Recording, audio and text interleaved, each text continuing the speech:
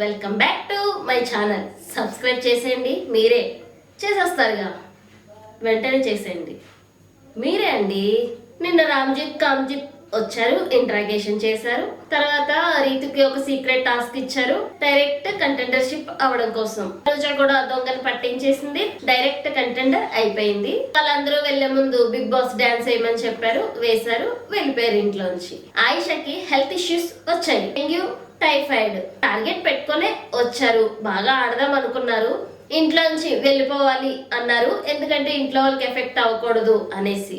చాలా ఎమోషనల్ అయ్యారు ఆయిషా గారు.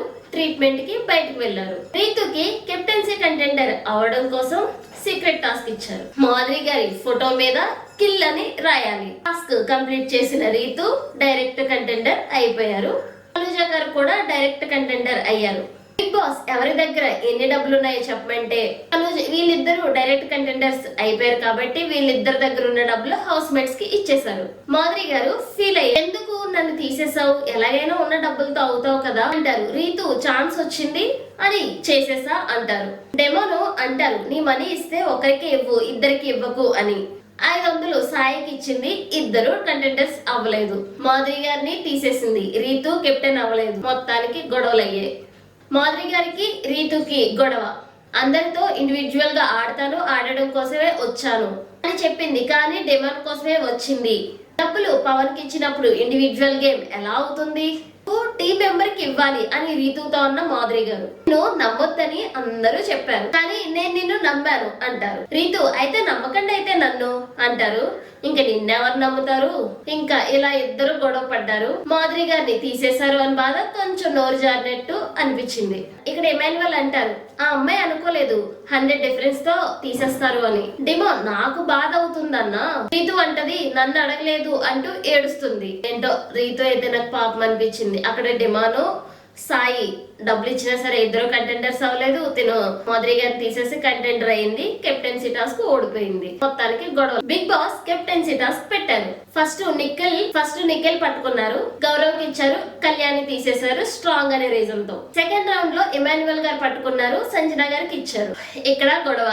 దివ్య గారు, ఎమాన్యువల్ గారిని మీరు సపోర్ట్ చేస్తే నిఖిల్ ని తీయాలి అంటారు, నన్ను ఎలా తీస్తారు, మీరు గేమ్ అసలు అర్థం అవుతుందా అంటారు. దివ్యని ఎలిమినేట్ చేసేసారు. థర్డ్ రౌండ్ లో మళ్ళీ ఎమాన్యువల్ గారే తీసుకున్నారు, మాధురి గారికి ఇచ్చారు. ఈసారి నిఖిల్ ని తీసేశారు. ఫోర్త్ రౌండ్ లో అగైన్ మళ్ళీ ఎమాన్యువల్ గారే పట్టుకున్నారు, మాధురి గారికి ఇచ్చారు, రీతుని ఎలిమినేట్ చేస్తారు. లాస్ట్ కి ఎమాన్యువల్ అండ్ తనుజ గారు ఉన్నారు. ఫైనల్ గా ఎమాన్యువల్ కెప్టెన్ అయ్యారు.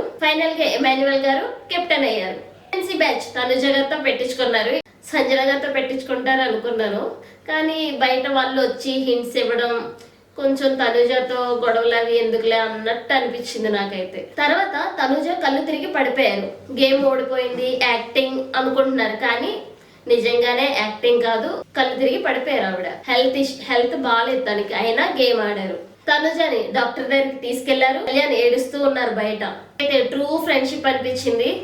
రమ్య ఓదార్చడం, ఎమాన్యువల్ ఏడుస్తుంటే ఓదార్చడం, రమ్య ఏడుస్తుంటే కొంచెం ఫన్నీగా అనిపించింది. ఎందుకు అంటే తనుజతో కొంచెం గొడవలు పెట్టుకుంటుంది కదా, సో ఆ ఓదార్చడం.